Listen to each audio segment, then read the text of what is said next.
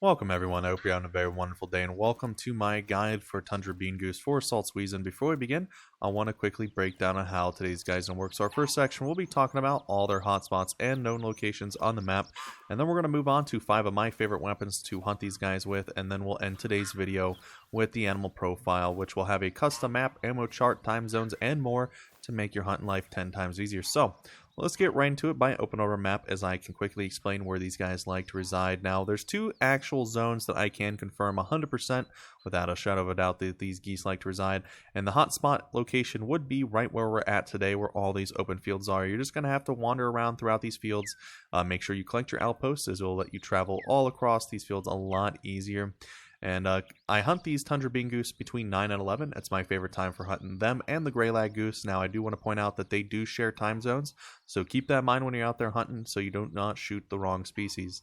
And the other known location about these guys is over here in the middle section of the map, or middle section, kind of the left-hand side of the map in the swamp area, as I'll just hover over it right here. We have 2 Tundra Bean Goose locations here.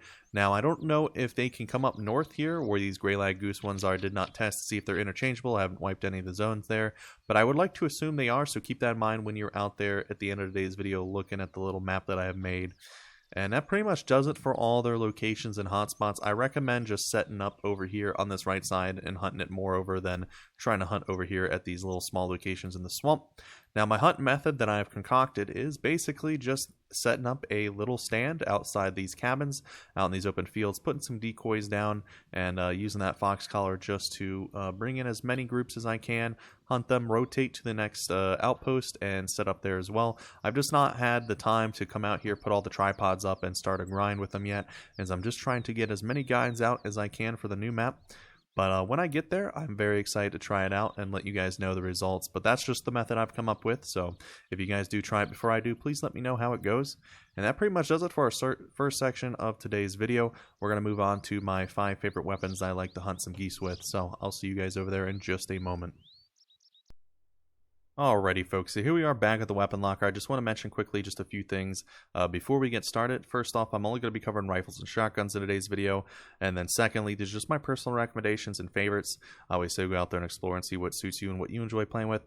And then lastly, I'll be mentioning all the DLC these weapons come from in case you want to pick them up for yourself. And the final thing I want to mention is that this recording, or this section of today's video, will be used not only in the Gray Lag Goose Guide, but also the Tundra Bean Goose Guide. So if you've already seen the Gray Lag Goose Guide, I recommend just skipping ahead to the end of today's video.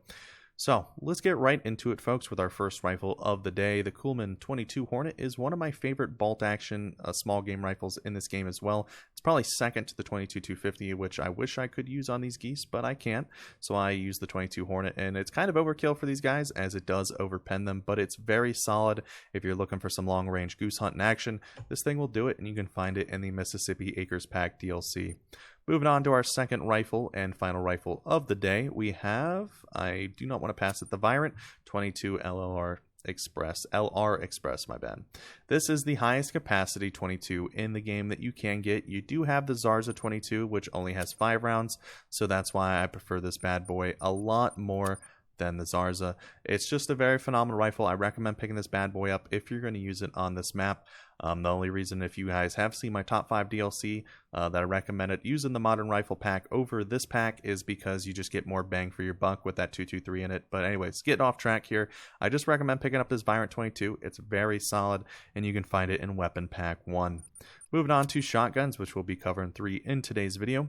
We're going to scroll down here to the Northern 20 gauge. This is one of the second best semi-auto shotguns in the game. You have 3 rounds in the tube. It's got very little recoil due to it being a 20 gauge shotgun. I highly recommend picking up, and its DLC is worth it in the Duck and Cover Pack DLC because you'll need those waterfowl blinds for this map in particular. Moving on to our second shotgun is the Strandberg 10 gauge. This is the highest powered semi-auto shotgun that you can get in this game.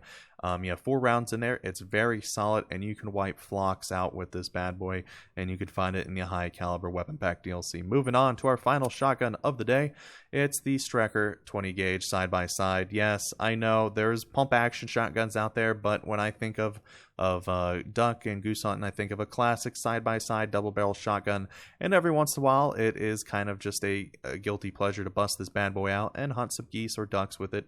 It's very fun, and it's got a pretty decent DLC. It comes from the Wild Goose Chase pack, which I recommend picking up as soon as you can. And that pretty much covers today's like little weapon recommendation. We're going to move on to the animal profile, so I will see you guys just in a moment.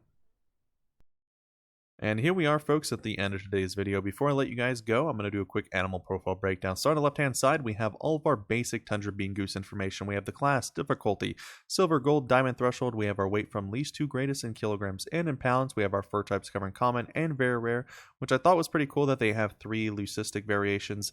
It seems to be that the Bean Goose and the Gray Lag have quite a few leucistic variations altogether.